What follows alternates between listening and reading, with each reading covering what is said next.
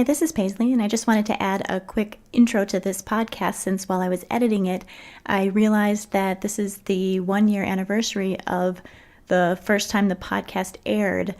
I actually recorded the first episode New Year's Day 2018, but by the time it was edited and published, it came out on January 20th. So we have reached a year, and thanks for sticking with me. Hope we've gotten some new listeners since then. And it happens to be that this episode is a little bit special. We've got a special guest on, but it was entirely unintentional. I didn't actually realize that it was the anniversary until just now. So enjoy. Thanks.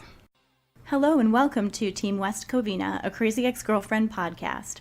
I'm your host Paisley, and today is Saturday, January 19th, 2019. This is episode 11 of the podcast, and we're discussing the episode I'm Going to the Beach with Josh and His Friends, Season 1, Episode 9. Today, for the first time, we have a special guest, Harrison Chute from the Bagels After Midnight YouTube channel, which also covers Crazy Ex-Girlfriend, and it's highly recommended if you somehow missed it. He has a ton of videos over there. I thought we'd just introduce Harrison to our listeners to start out. I have a few questions for you. How did you first find out about Crazy Ex-Girlfriend, and what made you watch the show? Ooh, man, so I think it was in 2016 or maybe 2015, like late 2015, and I saw it on a bench ad or a bus bench ad in Burbank, and it was the poster of her holding the balloon.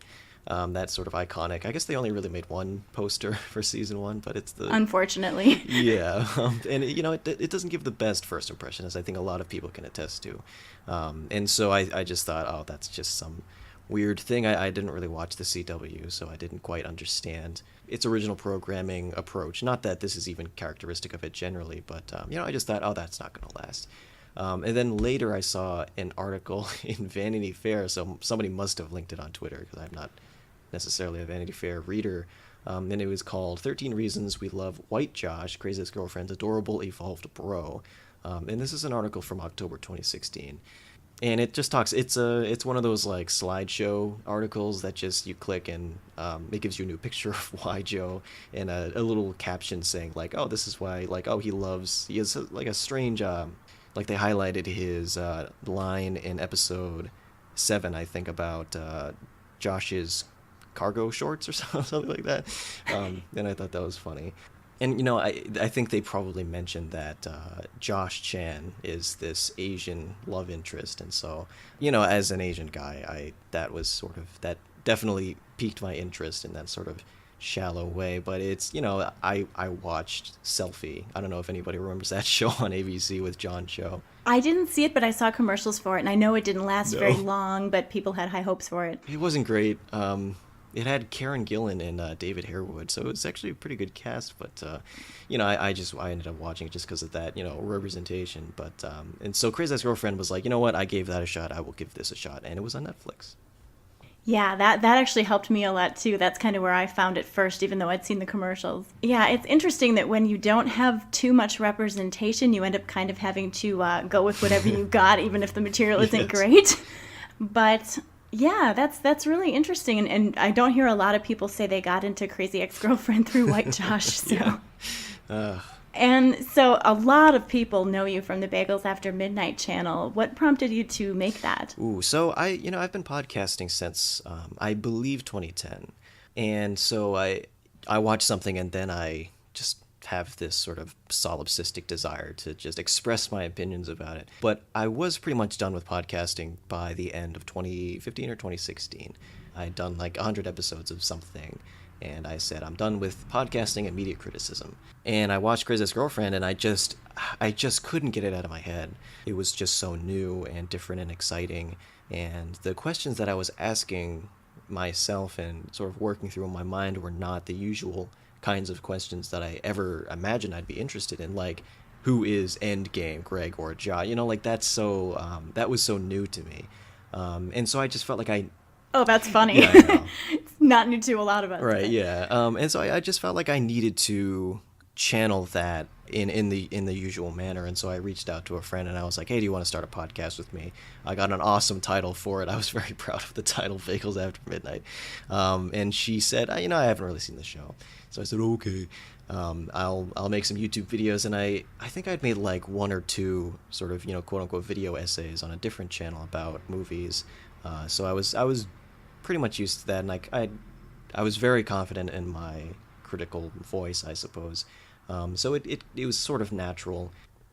That sounds great. I know I heard about the videos long before I'd actually met you in person. I think I watched them the summer before we actually all met in LA. Oh. So I think I'd seen them all by the time I actually met you guys. Yeah, that's interesting. Were you surprised by the response to your videos? Because by the time I found them, pretty much everyone seemed to know about them, including the creators. Yeah, I was very surprised. Because as I said, I've been podcasting for 5 years, and I hadn't really gotten a response. For me, if an episode of a podcast reached triple digits in downloads or listens, that was huge, and that doesn't really happen. And so when I started to see views in the thousands, I was really quite taken aback, and I started to really think about why that was happening in terms of the way YouTube suggests videos in the right-hand panel and tags and metadata and things like that. And also, I just think that I came in at a good time, because after season 2, or towards the end of season 2 and afterward, is when I feel like there was this big boom of Crazy Ex-Girlfriend fan content. Podcasts like Crazy Ex-Boyfriends, which was the first one, it only ran for about 3 episodes, and then there was Crazy Ex-Girlfriends. I do think Bunchkins was there before, and I think they helped me promote a little bit. It all feels like ancient history now. I can't hardly remember. Yeah, Bunchkins has been great at promoting, a number of podcasts and fan art and fan works. I feel like that actually really helps people find all of us, because, she's got a big audience there. So in that space, post season 2, I feel like there wasn't a lot of sort of commentary about the show from fans, but there was already an audience that was very connected, and they have certain infrastructures, they have the Reddit subreddit, I guess, and Facebook groups and things like that. So very receptive audience already, and yes, the show creators as well, which was just wild. Gabrielle Ruiz was the first to comment on one of those videos, and that was just awesome. That was great. I actually may have printed out her comment and Rachel's and put it in a little frame, but no, I didn't. I'm just kidding. Yeah, the first time that happens, that's definitely a surprise. I don't think I realized Gabrielle was the first. That's really exciting, and so everybody discovered it from there. And especially being a guy coming to Crazy Ex-Girlfriend, how has it changed or evolved your views on women, men, feminism, all the topics that they cover in the show, both in a broad cultural sense and on a personal level? I am both loath to admit, but also proud to say that Crazy Ex-Girlfriend changed pretty much everything about my views on gender relations and feminism. And I'd say I loathe because I was 24 when I saw Crazy Ex-Girlfriend and had this sort of eye-opening experience. And I think that guys probably just assume that they're already there or expect better of themselves.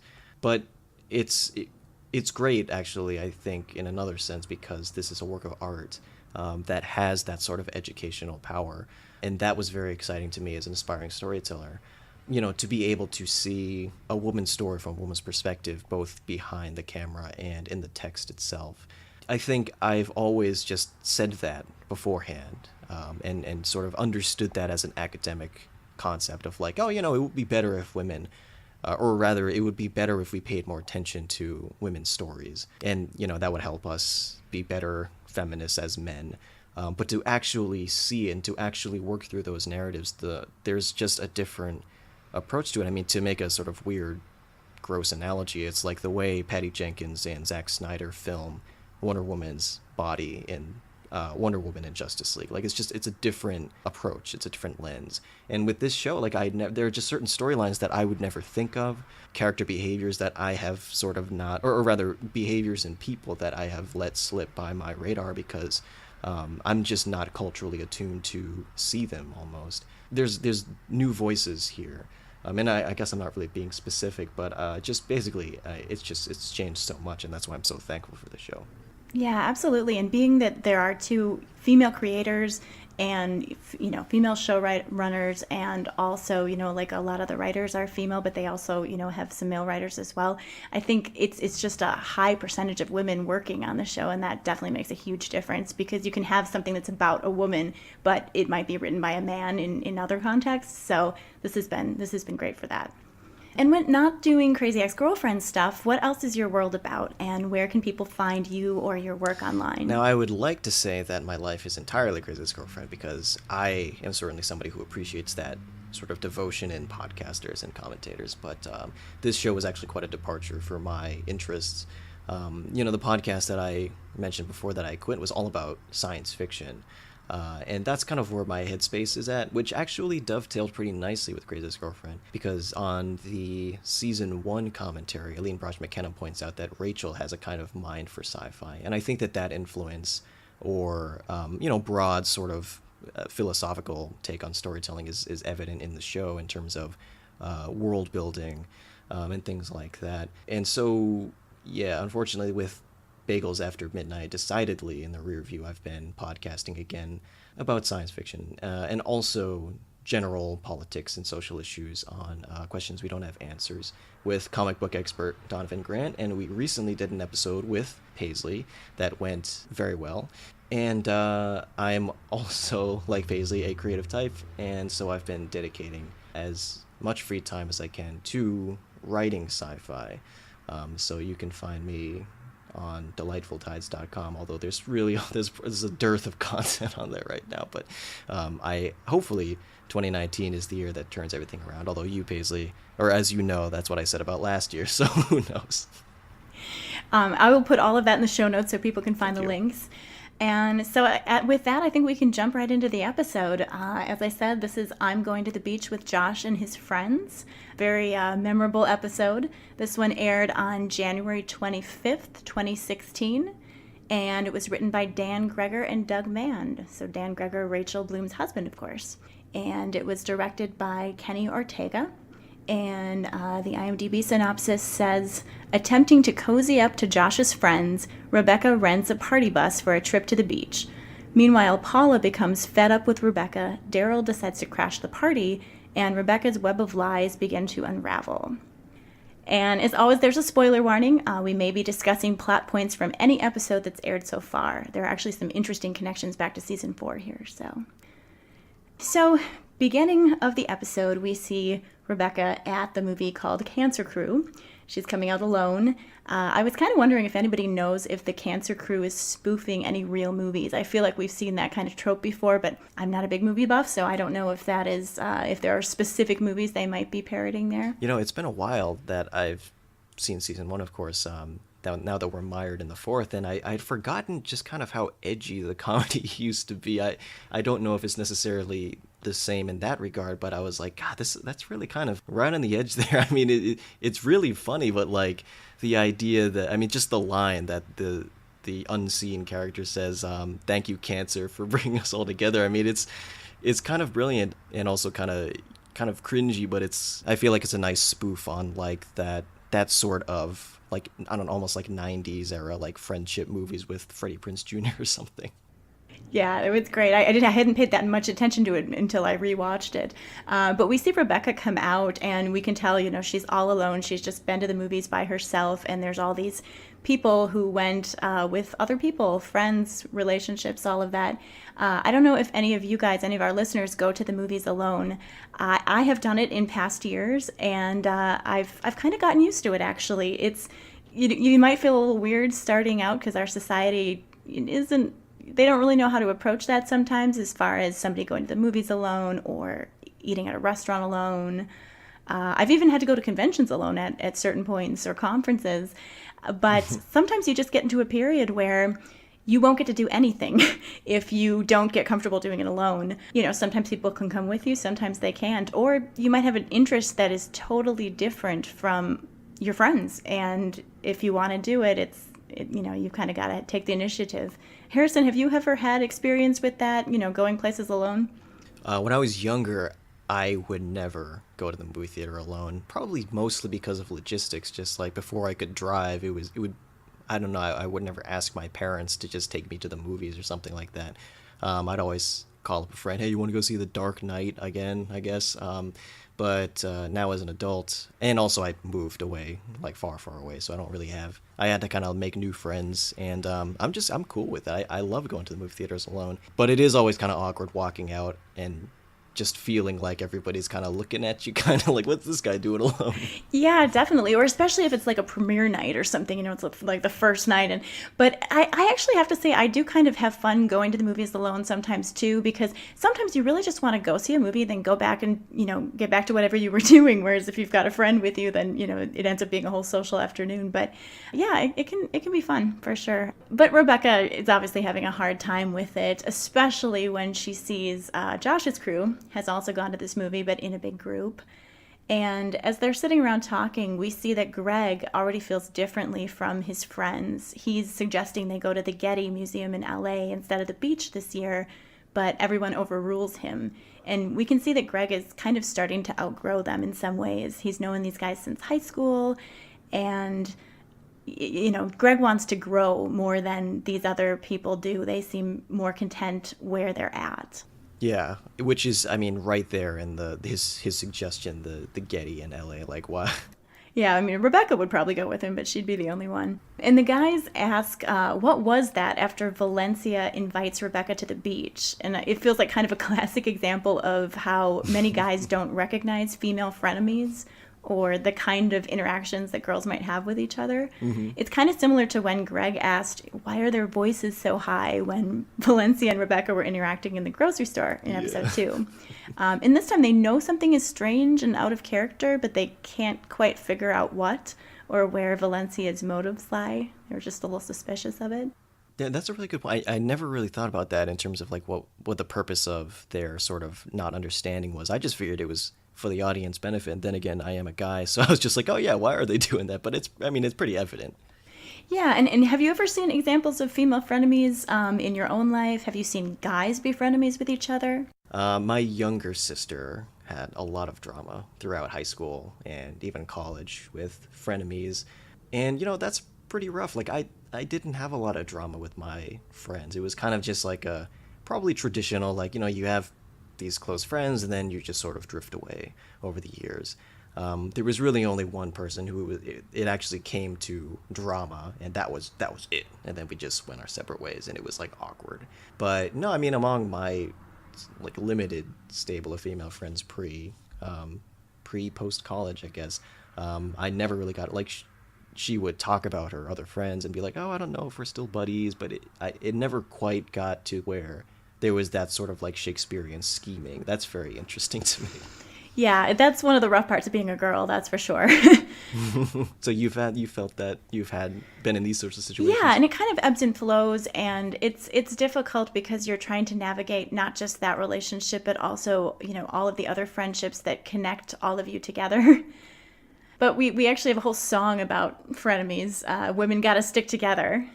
I think Valencia looks great here, actually. She's got, a great dress on, great hair. Gabrielle's pretty beautiful.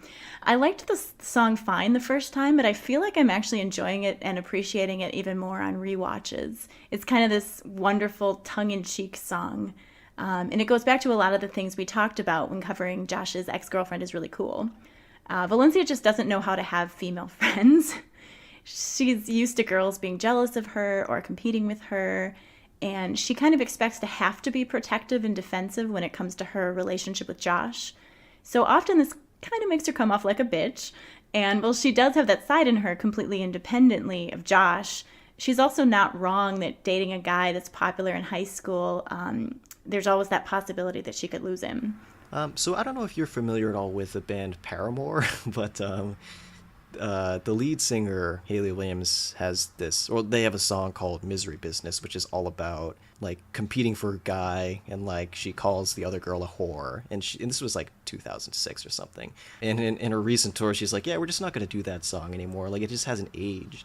And I feel like Women Gotta Stick Together is such an interesting artifact now when you look back at Valencia's character. And I think there probably was some issue with it for fans, or for some fans back in the day.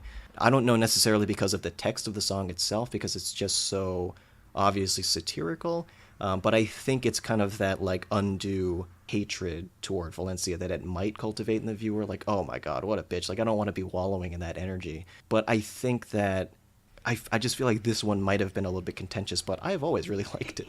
It's pretty funny. And I think that's a good point, the whole slut-shaming thing, because satirically we hear that in Women Gotta Stick Together. Most of the insults kind of fit into two different categories, and it kind of gives us an idea of where Valencia is coming from. One of them is slut-shaming. We've got lines like Ashley drops to her knees, and girls who make choices of that nature are threatening to Valencia.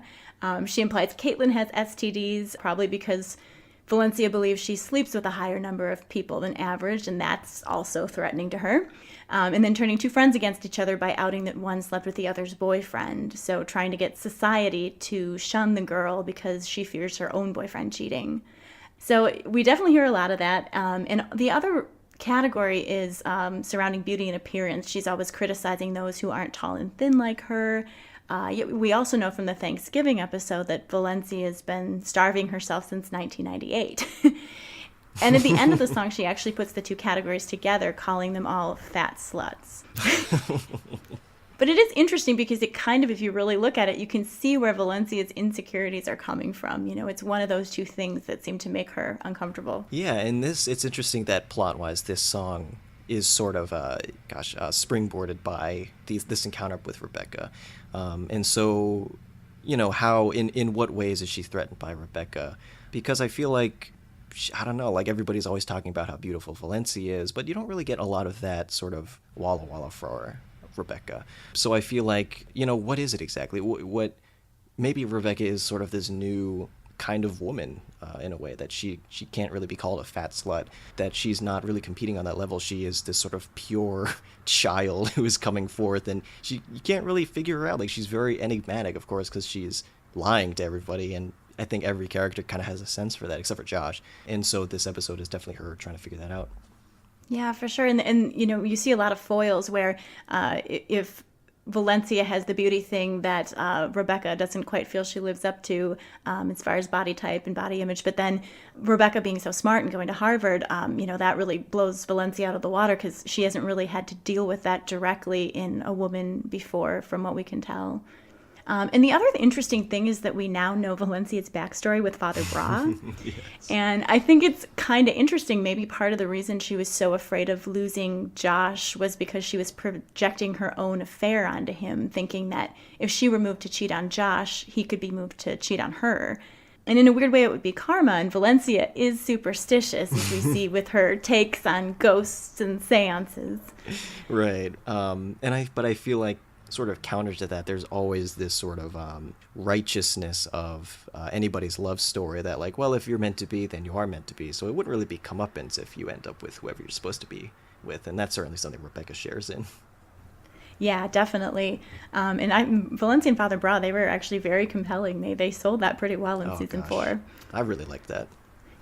Yeah, one episode, but for some reason it just fit. It just worked. I've known a couple different girls that have had this hard outer shell like Valencia, and they've trusted very few women, but usually with good reason, unfortunately. A lot of the time, though, they're projecting this onto other women because deep down they have a gut feeling that they can't trust their own boyfriend. Okay. And it's easier to put the blame onto women who might be interested in him than to place responsibility with their partner, who was, after all, the one to actually agree to the commitment and make promises to remain monogamous. Basically, if they have a boyfriend they can trust, it won't matter how many women express interest because he has the power to decline. It's interesting that they place the responsibility on the woman often because if they don't, they'd have to face that reality that their boyfriend couldn't be trusted. Huh, wow, okay, that's very interesting. And Valencia, like, I guess it should be obvious, but yeah, she doesn't have a lot of female friends. I mean, she says that in episode 2. She hangs out with Josh and his friends. And so I think that there's not really a lot of explicit commentary about what that does to female psychology, I suppose. But I think that would have an effect. It's like if guys only hang out with guys, like their attitudes about women especially are going to be sort of vulnerable to certain external influence, that is sort of patriarchal in nature. And so for women, like, when you said that, you've known women who have sort of this hard exterior, I mean, my only reference there was like fictional women, but sometimes you have the sort of tomboy archetype who's like, cooking and cleaning and dresses, no, that's girl stuff. And who's very that sort of like, anti, stereotypical female, but it kind of comes off as like, not ideal, usually written by men anyway. So there you go. Yeah, that's true. And you just don't get as wide a range of perspectives if you're, only hanging out with guy friends or only hanging out with female friends. Yeah. We also hear in that song, Denise Martinez is mentioned, and I'm still wondering what's the story there. Will we find out more details? Crazy Ex-Girlfriend is really good at bringing back minor character references, like Susie Reynolds, the senator. It would kind of be a missed opportunity if they didn't kind of return to that backstory at some point. Even though Valencia doesn't have a lot of close friends, she kind of knows everybody, and obviously these music videos are figurative to some degree, but you kind of get the sense that she would know everybody around town, or whether these people were all from her high school class or something. But yeah, there was that rivalry that is all smiles. It was a very cute moment. Yeah, she has to find some way of interacting with women. So, and I also just wanted to address what someone on Reddit asked about this episode a while ago. They were questioning how Valencia is here with women versus her emerging bisexuality later, and if it was contradictory. So to go from hating women to wanting to be with them. It's kind of interesting. I have to say, Catnip, who is my Valencia, so to speak, she was actually the same way. Even though she was aware of her bisexuality much earlier, she still had that massive territory thing with other girls when she was dating guys. What often happened is that if she crushed on a girl that way, she would give her a pass, but with other girls, she was still territorial and suspicious. Wow. I hope that helps explain Valencia's character development a little. I mean, it's true that the writers probably didn't intend for Valencia to be bisexual until later on. She wasn't even supposed to be as big a part of the show as she turned out to be. But I think it still works within the world of West Covina. I was thinking about that. At what point was Valencia supposed to have stopped being in the show? It couldn't have been before the end of season 1, right? I doubt it. I don't know if they ever said for sure, but I got the impression that they kind of wanted to do this, longer arc with her, play out the triangle, and then Valencia would go away, except that she didn't.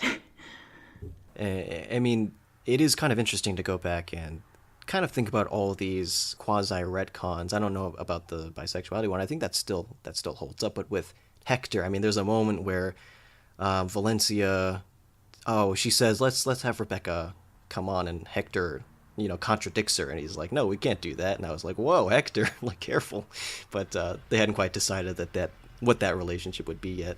Yeah, absolutely. We've definitely seen a lot of relationship changes as we go along here. And this episode is great for that because it's such a group ensemble episode and you see everybody interact with everybody. Going into the next scene, Rebecca is trying to think up games to bring on the beach trip.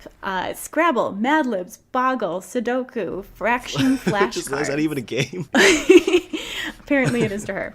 But she's got this whole awkward nerd thing going on, and you can tell she really doesn't know how to interact with friends in a group setting. She's probably rarely had the experience. It's actually almost like she never outgrew that birthday party personality when she was a kid. She was kind of trying to run that party in a way that was not exactly the smoothest, and she's still bringing that into her adult interactions. Yeah, I mean, who are her friends, like, before the girl squad, really? I mean, Paula, I guess. Was it just Audra? Oh, that would be sad. Well, and, she had to kind of protect her reputation, too. We learned, like, in middle school or high school, she had some problems with that, and she had to, like, ruin another girl's reputation just to keep her own. Oh, yeah. I also love it in this scene when Paula calls Valencia Vaseline. That's great. And then we see Daryl at the office trying to tag along with Rebecca to the beach, mirroring Rebecca trying to tag along with Josh's crew. And then Rebecca uses Daryl's party bus idea. She even tells Daryl, you don't have to try that hard to get people to like you. Yes. So some part of her is self-aware of her own behavior, but kind of in denial about it. I mean, just like in the very first episode when she's talking to Daryl, saying that, don't pin your hopes all on one person, thinking Daryl's talking about Stacy when he's actually talking about his daughter. She has done that throughout the entire series. In fact, even just the episode that aired the night before we recorded this podcast, I Can Work With You, I think it was called, in season 4. She does the same thing when she's talking to Daryl. She kind of makes it sound like it's him, but she's actually talking about her in relation to Hebby. Yeah, it's such an interesting relationship to think about, because I feel like it isn't one that is often at the forefront of my mind, but they're a good yin and yang in terms of like where they are in their lives and figuring things out. And that's so interesting because they are technically the sort of boss and employee relationship. I mean, when Daryl is first introduced in the first episode, you're like, all right, so this is like kind of the Michael Scott character. And he's just going to be sort of this goofy boss. And I think it's probably this episode that really starts to turn that around. Because he's kind of come into her social group at that point then, however unexpectedly. Yes. And I think that that's such a critical part of this of the story, and especially for his character going forward. And in this scene too, he's just so brilliant. I mean, I think this is where you start to get the sense that this is going to be an extremely awkward episode just based on how Rebecca's behaving. That sort of denial and the conversations that they get into where she's like, she's already assuming that she's a part of this friend group when she hasn't quite gotten there yet. And she's speaking for the group saying that, oh no, we can't have another one. Like this is not going well. Fake it till you make it, I guess. Yeah. And as we move into the next scene, we've got the I Have Friends clapping music in the background as they get on the party bus. There's so many musical callbacks that when we get little stuff in the background, I'll try to mention it because there's things you just won't catch until you rewatch a couple times. They definitely do that a lot. I think it's great too when they have, because I feel like it's not all the time, but when they have that sort of meaningful reprise, but it also the sort of the quality of the music also underscores what's going on. So Rebecca's bouncing around talking about how this party bus has all the latest features, and she's noting things that are extremely out of date, like a standard definition television and off-brand cola and things. And it's this, sort of staccato song. It works. Yeah, it definitely works, and it kind of lets you know how the characters are feeling. And sometimes the callbacks are almost subconscious, and it makes you feel, whatever you felt in the original scene, but you don't even realize it sometimes. And we get to know a little bit more about the other characters as well. And I feel like Greg is such a type here. He's all craft beer and new indie bands that most people haven't heard of yet. I feel like I know, at least 5 or 6 people like that in real life. Yeah. And it's interesting. I don't know if the show is asking us to be more sympathetic with Greg than Josh, for example, because his tastes are sort of pretentious in this moment, and also isolated. Like that, those are very specific things that he is doing, and they're not really great for a group setting, Well, and they're not as California, which is something Rachel Bloom brings up a lot. Greg has a different vibe than Southern California. Absolutely. Although the Getty would be kind of an interesting place to hang out. Like it's still my list. It's still on my list to do in LA. So yeah, definitely. We also see in this episode Heather meets Valencia for the first time on the party bus, which is interesting to think about now since they eventually become really good friends. And I don't think we ever would have expected that here. Right. Well, that is kind of the thing running through this episode. And I think that's the mark of a great TV show is when older episodes take on additional layers of meaning.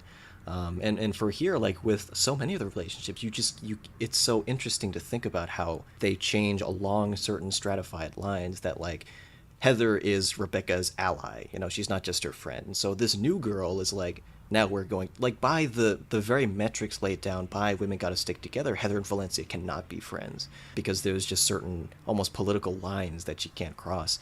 And everybody's dating heterosexually, and so this just like yes, it's Josh and Valencia and Greg and Heather, and the extent to which those things are shaken up is unpredictable, and Daryl and White Josh as well. Yeah, and Rebecca did not see that one coming for sure, but she's also really thrown by Greg and Heather dating, and she kind of marvels at the irony of the two of them only meeting because they both came to Rebecca's house party.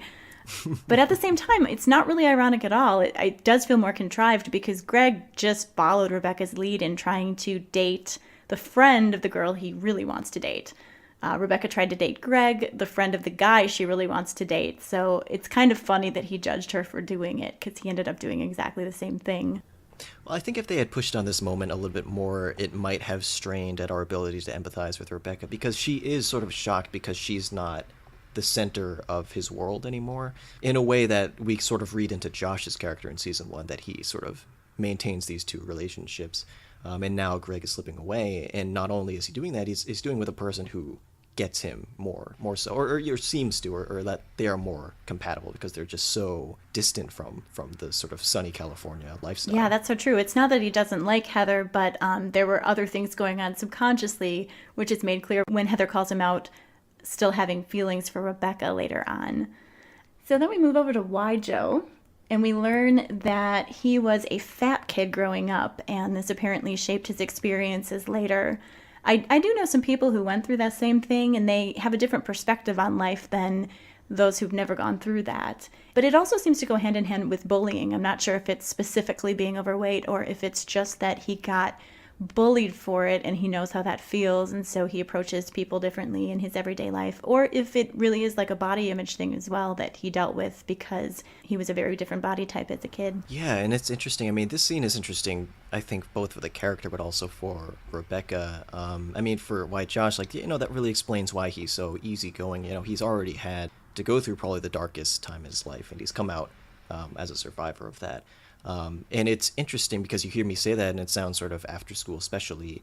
And the way they approach that in the show, like, Rebecca is just not, she just doesn't care. And that's so interesting. I mean, that is that sort of Seinfeldian, like, It's Always Sunny, like, apathy of, like, this character just is kind of a jerk sometimes. But, and I think that really played that up in this moment. The way that she, not only the way that she blows him off in this really sort of uncouth manner, but also White Joe's response, which is just to say, like, he leaves the conversation without saying, I'm leaving the conversation. He gives her some deniability. Yeah, absolutely. I mean, she's not subtle about it at all. She doesn't even try. I mean, a lot of the time throughout the series, you see somebody being vulnerable and giving Rebecca an opening to delve deeper into, the psychology of their lives, and she just misses that cue every time. As late as AJ in season 4. But I think you made a really good point that Y Joe may have already been through the darkest time in his life. And I've actually seen this in real life too, where somebody who gets bullied for whatever reason as a kid, if they are later, LGBTQ or on the spectrum somewhere, they might be more comfortable coming out because they've already been through bullying. They've already dealt with that sort of antagonism.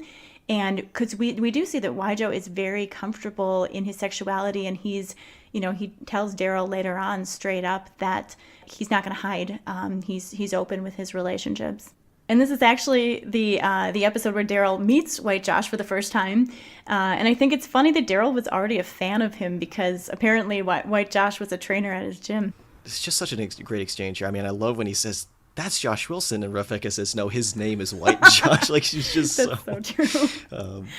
But I mean, it's so great because Daryl, we're definitely getting more of his interiority here, and we also see the kind of direct effect of White Josh's upbringing that he mentions, that he's just, everybody else sees Daryl come on and he's like sweating and he's talking about like how he, his car broke down and people called him Magnum PI, and he doesn't quite get it. He seems very strange. He's Rebecca's boss.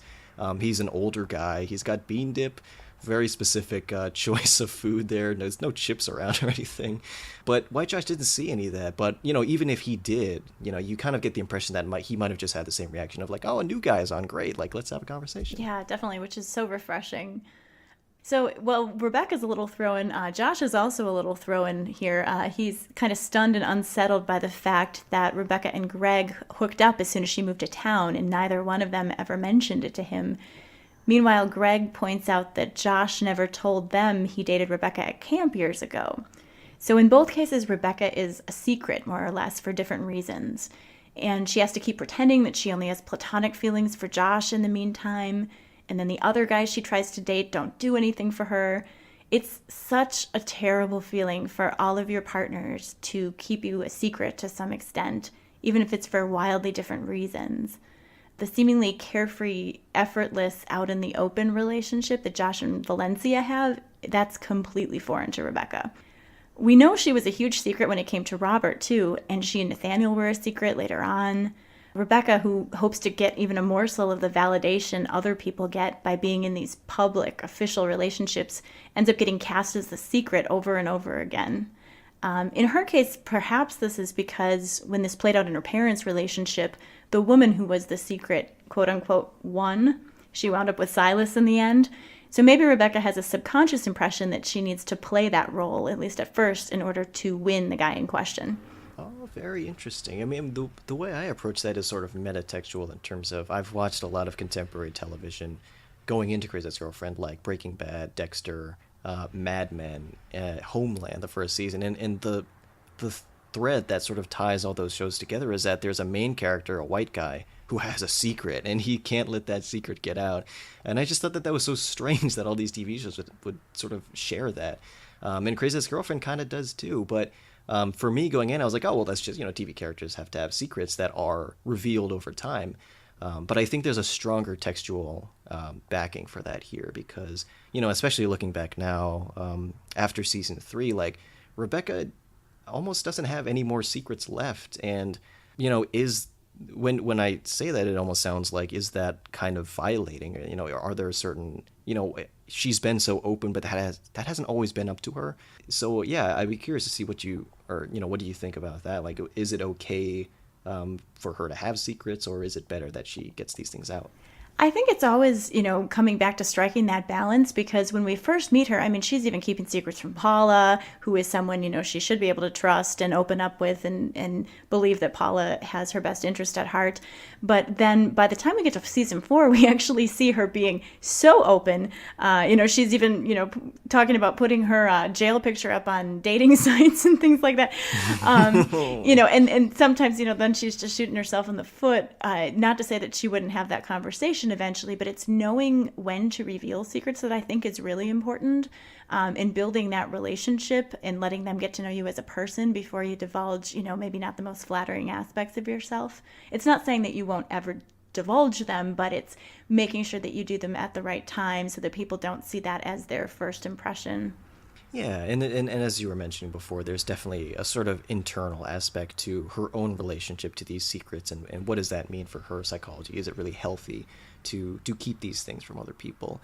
And I think that, I always kind of think like about the end game of the show at the end of season 4, and I wonder if it's kind of already happened in terms of like the process being so new that a character has secrets and then kind of gets a grasp on clear communication with other people. I feel like Crazy Ex-Girlfriend gets some criticism sometimes for the bluntness of its dialogue. I especially think of an exchange in season 2, I think, between Paula and Scott, where Scott says, "I don't care whose fault it is, I just feel really bad right now." Like, that's not something that I've ever heard, but it's something that you should hear, especially from men, just sort of laying it out there, being direct. Clear, healthy communication is like so important in relationships. And I think that's something that the show has not spotlighted, but made a focus of its text, I suppose. Yeah, that's really interesting. I heard Rachel Bloom actually talk about almost the opposite thing on a recent podcast that she did. She talks about how she herself doesn't really have any boundaries, and when she says something publicly, she's always thinking about, okay, how will other people react to this? Would other people want me to say this, especially if it involves them? And so I definitely think balance is probably the best call. People tend to, be one way or the other. But speaking of secrets, Valencia calls Josh out for being jealous, and Josh says, "I just don't like secrets, okay?"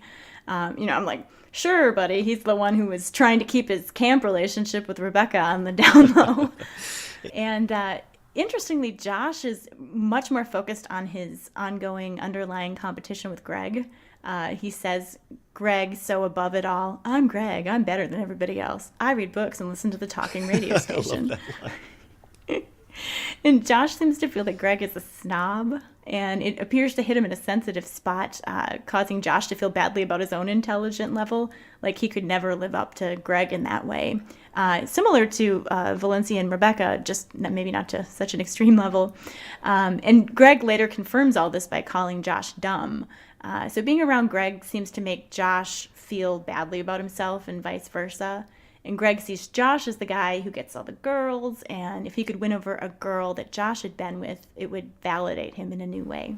Yeah, that's really interesting. I mean, it's funny how Greg and Josh are such opposites, and it's hard to say that they're really close friends just because they don't have a lot of screen time together, even in the first season, and especially not in season 4, at least as far as we've seen. But they are definitely opposites, and Josh is somebody who, as we'll find out in the next episode, is somebody who's insecure about his intelligence, and Greg comes along and he's very studious, and they don't quite match exactly archetypes in terms of like Greg is a nerd and Josh is a jock. I mean, he is kind of, but I never really got a sense for what sport he played, if he was like a footballer or something, or anything like that.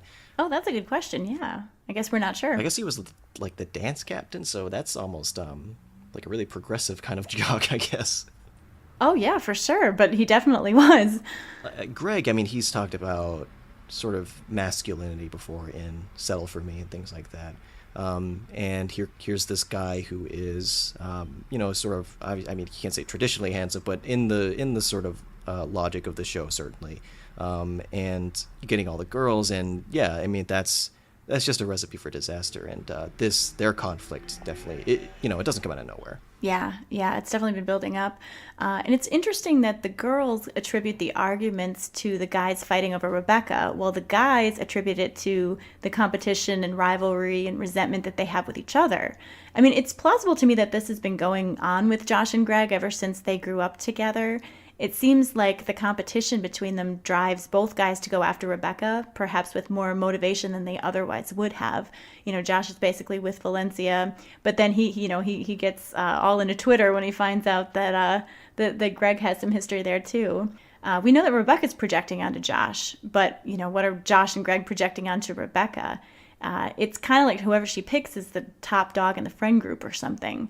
It always comes back to, their own identity and status more than solely their connection to another person, which was, kind of one of the reasons why I questioned the Greg-Rebecca relationship in early episodes. Not every guy is going to do what these guys are doing, and not every girl is going to do what the girls are doing. They might do what the opposite gender has done here. But it is interesting to see that, the girls attribute it to guys fighting over a girl, and the guys are really... the competition is between the two of them. Right. Which I don't really know about, but I have a feeling, I mean, at least in this specific example, like, they're not going to be fighting over Rebecca in terms of what they actually say, because they're both with other girls, and so that would be, like, really weird. But at the same time, like, but both Greg and Josh view Rebecca as this sort of idea, and a kind of platonic ideal sort of figure of a woman, because nobody knows who she is. And so they've sort of had to ascribe that narrative for her. And she has just become this sort of abstract thought. But also, and this point is so crucial, I think, that you made in terms of, like, I think it cuts right at the heart of a question that goes unspoken in this episode, but is addressed in the story itself subsequently, which is, Rebecca is, the question of the episode is whether or not Rebecca can be a part of this group, at least at some point. But the second question is, are these people even friends with each other? Because I think that they kind of all view each other as ideas or abstracted to some degree. Obviously, Josh and Valencia don't have the best modes of communication, and Greg and Josh have let this sort of rivalry, just fizzle for a while. And then you got White Josh and Daryl, who are just on the sidelines for this whole sequence, which is pretty great. Yeah, definitely. Yeah, that's actually a really interesting question about whether the long-term friends are actually friends with each other. I never really thought about it that way, but, we know that White Josh kind of has some opinions on his friends that, come out later on. And, none of them are too well matched. And Valencia really isn't friends with any of these people except for Josh. And even then. Yeah, there's a big question there, since they're definitely keeping a lot from each other. So going into the next scene with Valencia and Josh, she says to him, "This has nothing to do with Greg. This has everything to do with your summer camp stalker who won't go away." And Josh says, "I'm just friends with her. I'm not doing anything." And Valencia says, "That's the problem." What do you think she means by this? Valencia certainly doesn't see the utility in being Rebecca's friend just yet. She just really wants her to go away, and I think rightfully expects Josh to do the banishing, and he just doesn't do it. Yeah, that's true. I wonder if she's arguing that, he shouldn't even be friends with her, or if she's saying, hey, there's more going on under the surface. It's not just friends. This is not okay. I actually laughed out loud when Heather said to Greg, "There's so much drama. I don't like it." Of course, we hear her say multiple times later that she loves drama. But I think in this case, because Heather is actually on a date with Greg here, she's saying she doesn't like it on a personal level when it affects her. She tells Greg, "I don't bring my baggage with me to every date," and seems offended that he literally brought his, Rebecca. And even Josh counts as baggage because of how it affects their dating lives. Yeah, well, it's interesting that this is a date. I never really thought about it in that terms, but that is what she says. Whether or not she, I guess maybe or not, whether or not she considers it a date, I guess. But that is kind of interesting that it does seem kind of like an imposition to have all these strangers there, and Rebecca, of course. But I thought about this one as a potential retcon too. But I agree with you. I mean, I think that Heather is such an observer that drama is fine when she's not involved. But now it's like she has to see this involving her. Yeah, that's so true. Because for example, when she's in the hotel room with Calvin and Paula and Rebecca, she's just watching and she loves that. Yes, that's such a great moment. We also learned that Heather isn't exclusive with Greg. She's also seeing a guy named Zeke, who he doesn't even know about. And so she seems to be balancing that, as far as keeping her options open, not expecting anything, not putting too much pressure on the relationship. Yeah, this is the first show that I've seen that I feel like really dealt with open relationships in a very frank manner. But as we see, it does kind of still hurt people's feelings. So I'm not sure. Like, I was kind of surprised at how normal it is to do that because I've never dated, so I just don't know. But in your experience, the other thing too is it depends on the stage of the relationship. I think it's different because Greg and Heather haven't established themselves as exclusive yet. They're just dating. So until somebody actually clarifies that they're exclusive and they call each other boyfriend and girlfriend, she's allowed to date other people because it's still casual. Later on, I think we see them deal with commitment a little bit more, or lack thereof on Greg's part. Yeah. But gosh, I mean, how many people can you possibly meet? I mean, that you'd be dating multiple people at once. That's so shocking to me. I know, as a demisexual, I mean, yeah, it doesn't happen very often. That's for sure. But I guess for some people, they meet people they like all the time. So it's a matter of deciding. Rebecca, at this point, things are starting to spiral, and we see her call Paula from the bathroom yet again. She did it in the Thanksgiving episode, and now we see her calling Paula from the party bus. And Josh says to Valencia about Greg, he brought a date and some weird music. You can't mess with classic beach day and expect nothing to happen. It's like he's never seen the butterfly effect. And I feel like this is an equally smart and dumb comment from Josh at the same time. I mean, it's a pretty nuanced metaphor to connect those two things together, but at the same time, the concept is like superstitions guys have around sports, like having to wear their favorite shirt so that their team will win. Yeah. But we finally see why Josh is so touchy about keeping everything the same. When I first saw the episode years ago, I was like, Josh is normally so carefree and chill. Why is he being so controlling all of a sudden? Short of trying to keep the two girls apart, it wasn't something I really expected on the first watch. But now it's like, they've been doing this beach trip since they were 16 years old. And Josh is the person who wants everything to stay the same as it was in high school because that's when he peaked. He wants to keep everything about the tradition the same, down to the smallest details. If even one thing is different, Josh thinks the experience will cease to have the same feel. He kind of accepts Rebecca and her party bus into it because she too is someone who was part of his life when he was 16. He associates her with a fun summer now. And I also want to mention again that this episode was written by Dan Greger and Doug Mand, and we can't forget they followed the same theme when writing Most Likely to Murder, their movie. The lead character in that, played by Adam Pally, is also a guy who peaked in high school and is having trouble adjusting to all the changes that have happened since. So this seems to be a theme that they have been interested in exploring for some time now. Yeah, and I'm sure, and it's been a while that I've seen that movie, but I'm sure the sort of terminology of man-child comes up, but it doesn't in this show, which is pretty much exactly what you would describe Josh as, although Josh is definitely not as big of a jerk as Adam Pally's character in Most Likely to Murder. But yeah, that's such a great connection to make, and it is interesting that it's the same writers. Yeah, I found that interesting too, because I know some of us, if we have certain themes that have shown up in our own lives or that have been something we want to explore, it kind of comes up in maybe a few different works that we've done. And it was an interesting connection to make, having seen that movie and gone to all those premiere dates that they did when they took it around the country. Greg, meanwhile, seems to believe that Josh is really controlling and bossy underneath the laid-back attitude. He may just be saying this because he's mad at him, but outside of Josh trying to separate Rebecca and Valencia and trying to keep things the same as they were in high school, do we think Josh is genuinely laid back or that he has control issues? Yeah, I think it might just be laziness that you just sort of read as laid backness because he is that sort of California bro, but I always just think of that image of him waking up on the bubble wrap in season 2 in the office and being like, geez, this guy, like he's like, you wouldn't call that laid back. It's just like he never looked for an actual place to sleep. Yeah, it's interesting. I mean, once I thought about the high school connection, then I started to question, well, does he really have control issues, or is he trying to keep everything the same just because, he has this issue with wanting to go back to high school? I think we'll have to watch for it, in later episodes, and maybe some of the listeners will have an idea on that, and if there's other moments where Josh is controlling. Yeah, Josh is his character and his characterization is so interesting because he is first and foremost playing a role in the story and in Rebecca's life as this sort of object of affection.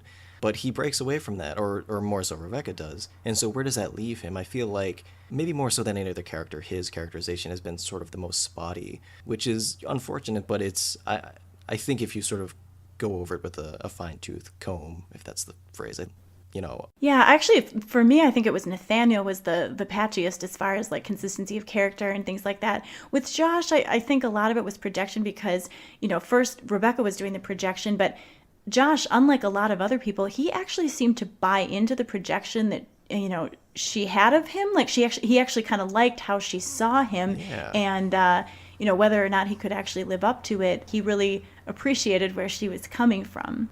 Kind of an unfortunate match made in heaven. Yeah, definitely. Greg also talks about how Josh can get away with things because he's likable. And this is definitely one of those qualities that give a person social power. It's true that people who are charming or likable in some way are often excused or given the benefit of the doubt, whereas everyone else might not be. And it's interesting that Greg feels this way about Josh because now that we've seen the season 4 episode, I Can Work With You, we find out that Valencia felt the same way about Hector being likable. And Greg and Valencia both realize they can come off as abrasive to other people and are not as inherently likable as Josh and Hector. Yeah, and Greg and Valencia are also two people who clearly have self-esteem issues, and so they would certainly sort of read, an absence of self-esteem issues into others who are sort of subconsciously adversarial. So that's a very interesting moment of character psychology. Paula, when she's talking to Rebecca on the phone, she insists that Rebecca be honest with her and herself that she's in love with Josh.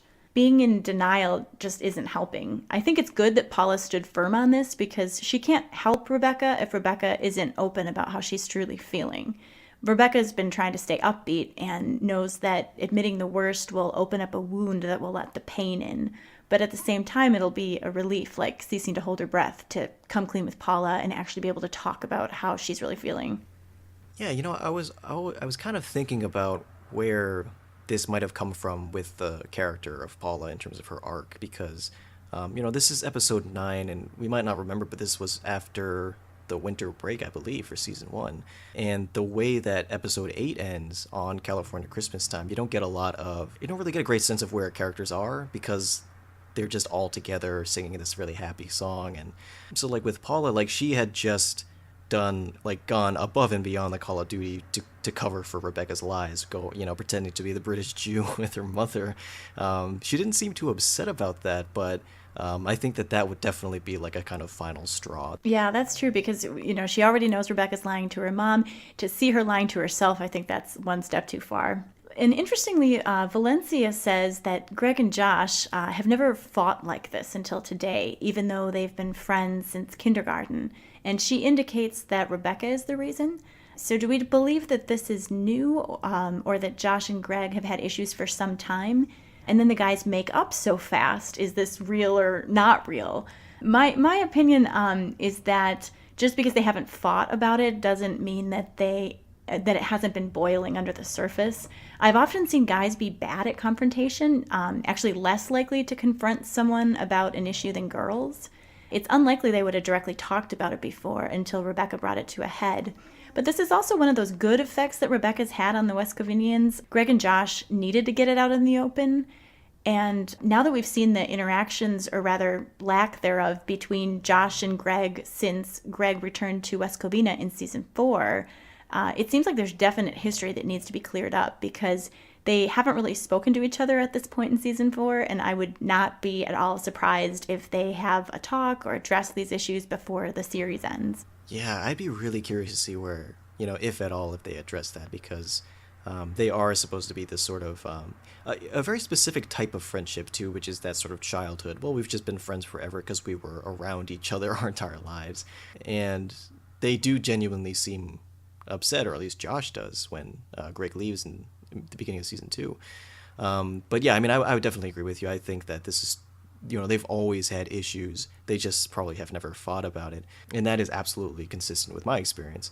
And I think that it's just, as you say, like, guys just don't, they're not good at confrontation.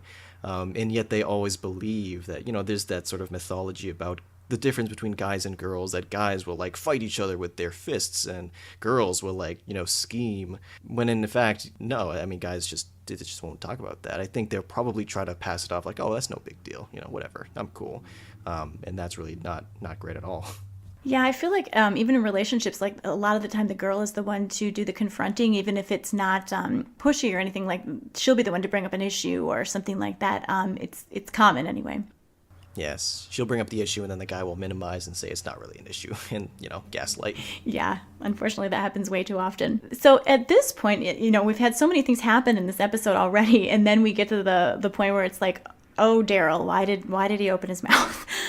Why didn't he ask Rebecca privately regarding why she changed the story about moving to West Covina? He says that she had to tell him if she wanted him to keep it a secret, but he really should have read the room. I'm guessing he probably takes it too personally here. I mean, we're still seeing very early season 1 Daryl. He probably feels like Rebecca left him out of the loop, and his immediate priority is to find out why. I really love this moment too, especially, it's only for a split second. Daryl stands up and says, he sort of corrects the record. They cut back to Rebecca, and just for a split second, her face is like, I did it, I lied. Like, you can see the sort of self-satisfied, like, I don't know, indignation or something on her face, and then she immediately just drops into sheer terror. And so, yes, I think Daryl should have definitely read the room, but, in the long run, this worked out. It did. Surprisingly, honesty or partial honesty worked out in her favor for the most part. I think she did a remarkably good job explaining herself when she's pushed up against the wall and everyone is demanding to know the real reason she moved to West Covina. And what she said wasn't a lie, it just omitted the Josh part. It's fortunate for her that, like, the story is just so wild that any one part of it is also wild, so she can sort of compartmentalize and say, oh, just the moving here was, that's why I didn't want to tell anybody. So, yeah. Yeah, she goes back to her mental health. And so eventually, even though everyone else stalks out, Josh does take this moment alone with Rebecca. And he says to her, I've spent my whole life defending this town to people like Greg. Do you have any idea how proud I am to be the one who told you about this place? And he also says, I'm so happy that you're in town, and I don't think that you're crazy at all. And this is such a big deal, especially after Valencia just called her crazy in this episode. This is some of the deepest validation that Rebecca has gotten so far. Yeah, and I think plot-wise, it makes sense as a capstone on Josh's arc in terms of his conflict with Greg. Like, that's all about, Greg as a character is all about, this place is not great, I am settling for it. Gosh, what is his song called in this episode 4? I can't remember, but, I think Josh is definitely reading that sort of like, Josh is a guy who tried to leave and he came back, and so he's like, he is West Covina and West Covina is him, and so Greg would sort of represent this superiority. That's an excellent point, actually, that Josh did leave. I mean, we don't think of the Josh that we know as the kind of person to leave, but, he was probably a very different person in New York trying to figure everything out and get his own footing. And yeah, I mean, like, he's much more comfortable with it. And I think he always has been more comfortable with West Covina, but he's gone through the whole arc already and he's made his peace and he's home and he knows for sure that that's where he wants to be now. Whereas Greg just feels so stuck and he hasn't gotten to go through what that's like yet. Yeah, and I think that that's okay for both. I don't think the show is judging either character, at least not here. Because Josh is, especially in season 2, he is quite judged a little bit by the text of the show. But, I mean, for Rebecca in this instance, like, do you think it's okay that it's so interesting because, this is an emotional victory and we feel her come through something, but it's not, she's still lying, you know? So what do you make of that? Is it healthy for her? I think it's healthy for her because it gives her a taste of what it's like to open up and confide in people. Even if she didn't confide the whole truth, she did confide some of the truth. And she thinks when, Josh talks to her that he's going to be really angry and confused and suspicious, but he actually reacts in a completely different way than she expects. And, having Josh and Paula later on react either positively or supportively to what Rebecca's confessing hopefully helps her feel like she can be more honest in the long run. It takes her a long time to get to that point, but every time somebody makes you feel like it's okay, that's going to be a help. Yeah, I think that's a great point because the process by which you heal is not going to be easy. And when you sort of enter a discourse with somebody who is in need of help, I don't know, it's not like probably the initial temptation is to contradict certain bad feelings or denial of self or self-esteem problems and just be like, no, you're good, you're fine. And in this case, you don't want Josh to enable her interest in him as he does. But I think there's a greater utility in the moment of, as you say, sort of giving her that taste of self-acceptance.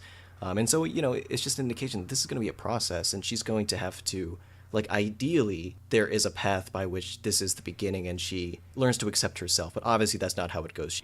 Yeah, I mean, that's true because as great as it is to get the self-acceptance, then it does, enable her to think that Josh is giving her more than he actually is. But he, too, is kind of confused at this point. So he's trying to figure out how he feels about Rebecca and Valencia as well.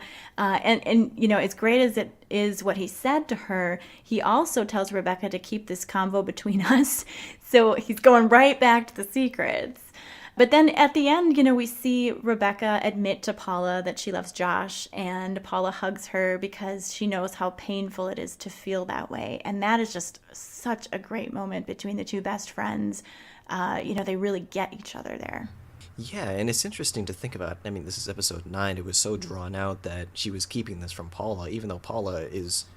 Exactly. And Paula says to Rebecca, don't ever lie to me again. And of course, now that we've seen the whole series, it's like, oh dear, she's going to lie to her over and over and over again. And it takes her, quite a few years to get to that point.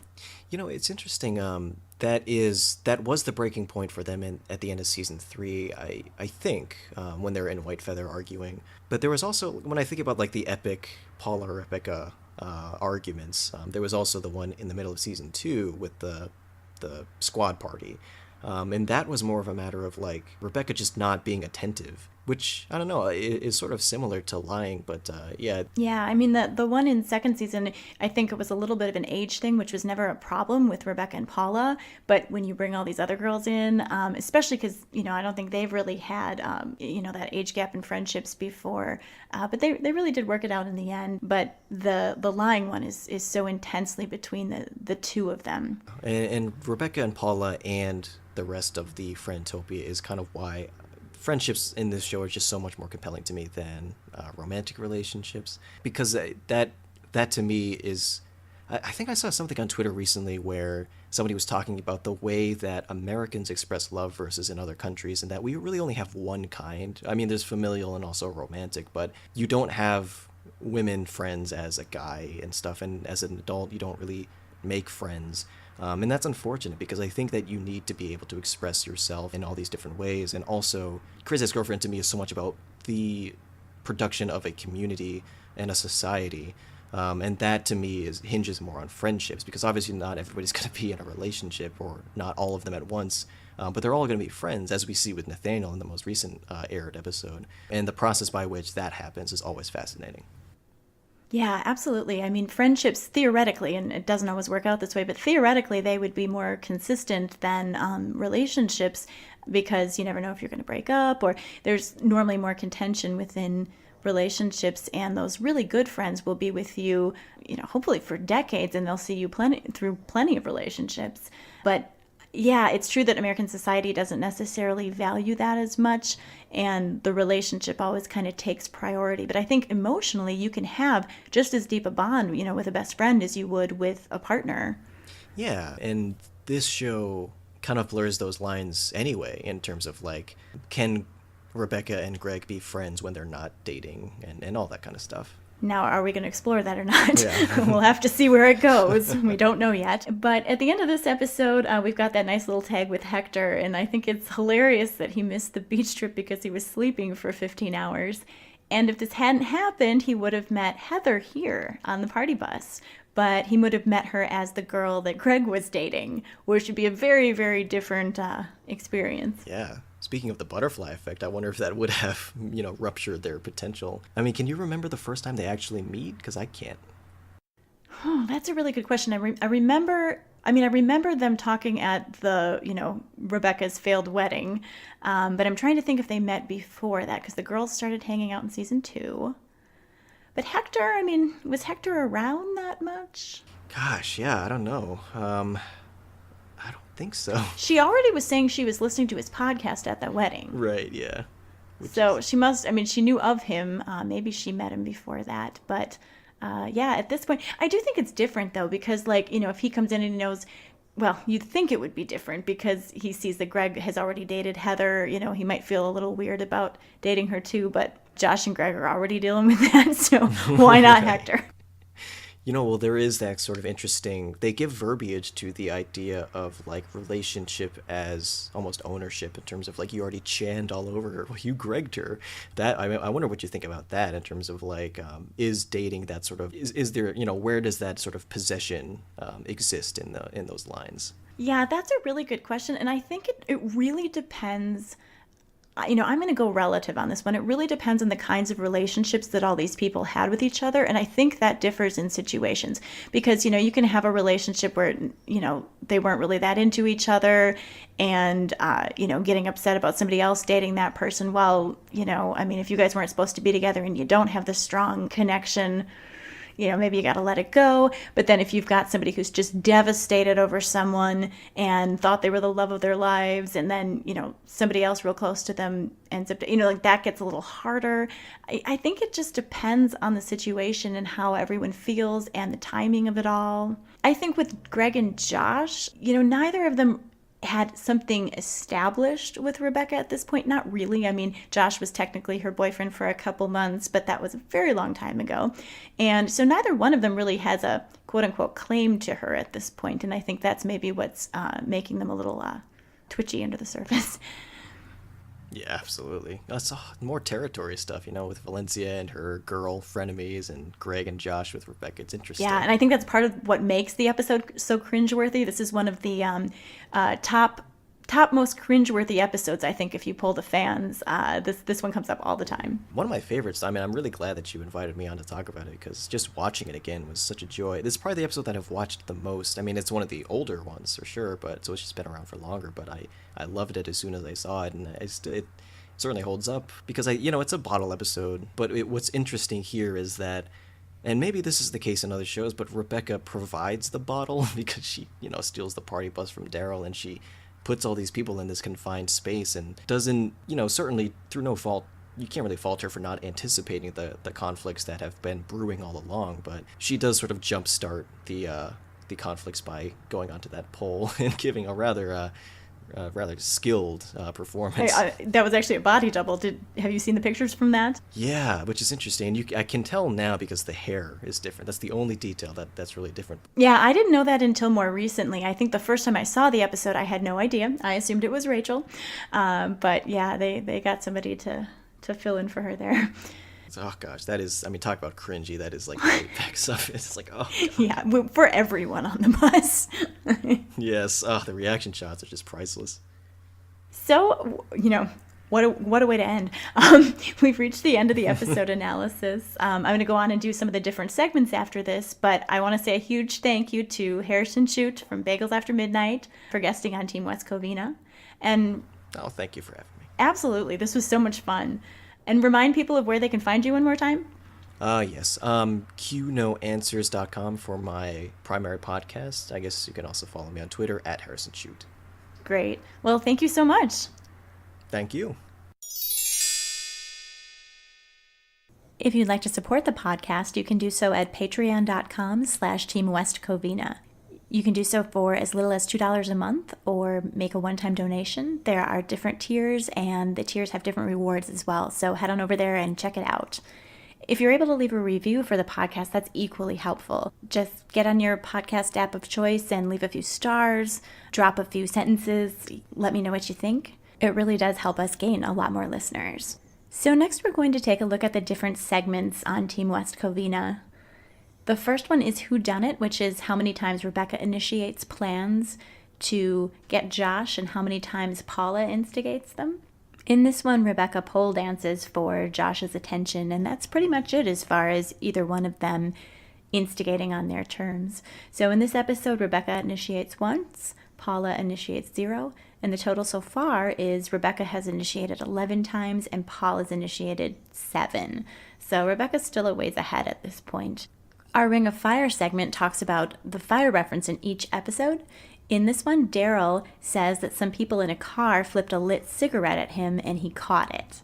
Our Suicide Watch segment discusses any little hints that the creators give before that fateful episode where Rebecca tries to commit suicide. And we do have one in this particular episode.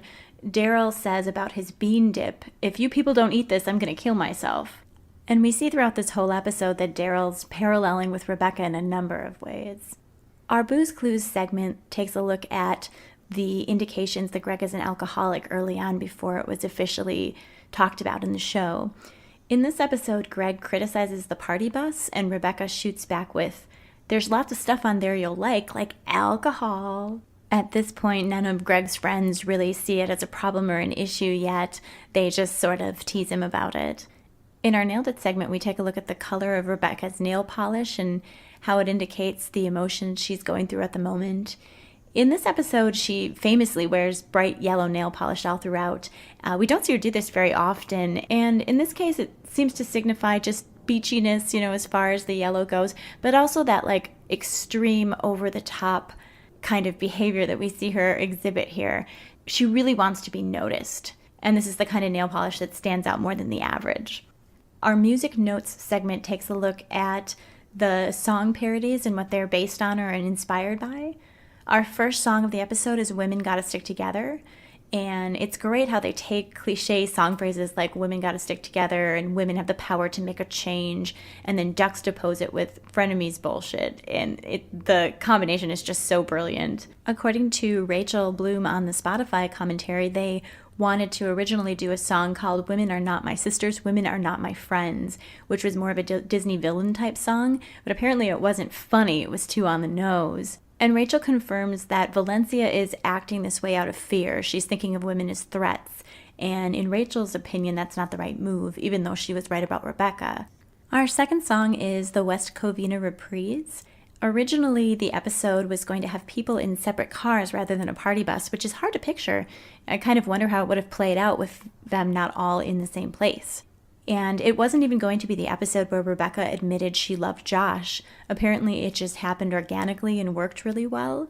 Rachel says that this song really showcases how Josh and Rebecca are children who want to live in the past, and that's what connects them. Instead of creating a new love song, they recreate West Covina, kind of a symbolic metaphor for recreating the past.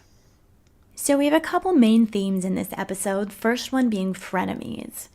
And I took a look at some different definitions of frenemies because it really depends on what dictionary you go to. So here are some of the possible definitions. A person with whom one is friendly despite a fundamental dislike or rivalry. Or a person who combines the characteristics of a friend and an enemy. Urban Dictionary has a few as well. They say a person in your life, usually a friend or a coworker that you get along with and enjoy overall company, but they'll cut you down with virtually any opportunity, sending mostly backhanded compliments or jabs your way. They always root for you to do good, but just not better than them. Another Urban Dictionary definition is someone who acts like your friend while having ulterior motives. We see Valencia being a frenemy to Rebecca in the beginning, only to take off the mask halfway through and call her out. We also see Rebecca being an unconscious frenemy because she doesn't seem to care about Josh's friends as people. She only sees them as stepping stones at this point. Yet on another level, it's important to her to fit in with them, not necessarily because she likes them individually, but because belonging with Josh's crew would give her a lot of validation and security after not feeling like she belongs anywhere. Being part of a group would really mean a lot to her. We also see the contrast to frenemies in Josh and Greg. They openly vie for control over their beach trip preferences, openly get angry with each other, and then just as easily let it go and presumably make up. I did just a little bit of research on frenemies for this episode. There's probably episodes that go into frenemies in even more detail, but a few different things. I was looking at an article on Psychology Today that talks about how someone who's a frenemy, this person is part of your broader social circle, and cutting this person out explicitly as a friend could be too socially risky for you. So that's part of the reason why people end up having them. It's sort of a situation where you might be mad at the person, not trust them, know they've insulted you, but you choose to stay frenemies because you don't want to be cut off by other people that you both know. Wendy Mogul, a psychologist, talks about a Jewish concept that relates to frenemies. Yetzer hara stands for evil inclination.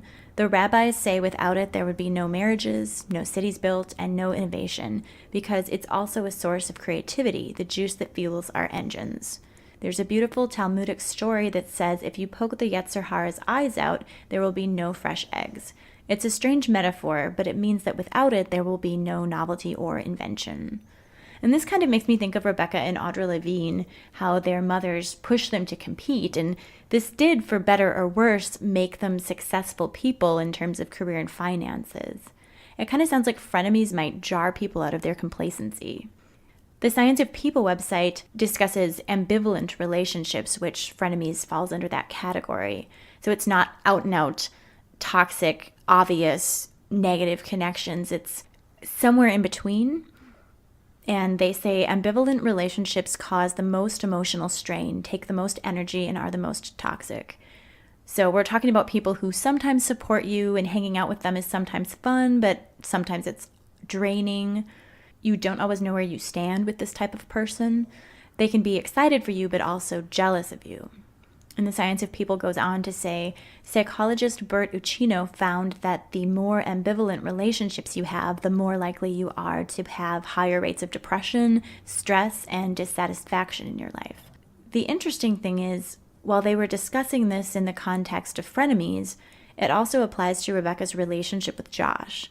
She gets love kernels from him, genuine signs of encouragement and bonding, yet sometimes he does an about-face and lets her down. So definitely an ambivalent relationship. Josh is inconsistent and unclear, making the whole situation even more stressful for her.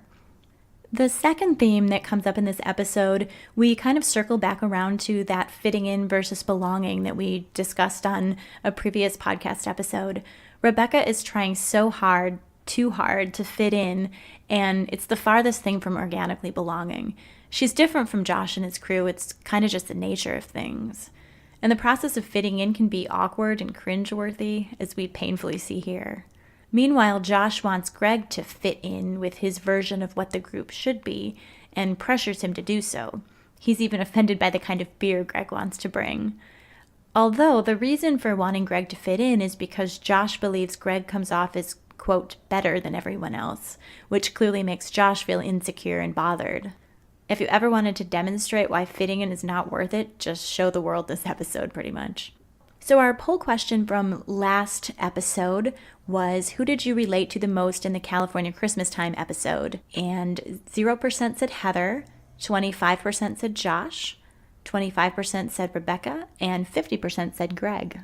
So that's a little encouraging to me, since I wasn't sure if I was the only one sympathizing with Greg in that situation.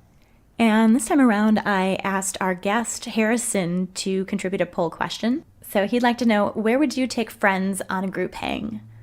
Beach, art museum, sad movie, or quote-unquote Hispanic restaurant? Feel free to let us know on the Team West Covina Twitter. You can vote over there. And the podcast question of the week is, Greg complains that Josh is actually controlling and bossy underneath his laid-back attitude. Outside of Josh trying to separate Rebecca and Valencia, and trying to keep things the same as they were in high school? Do we think Josh is genuinely laid back or that he has control issues?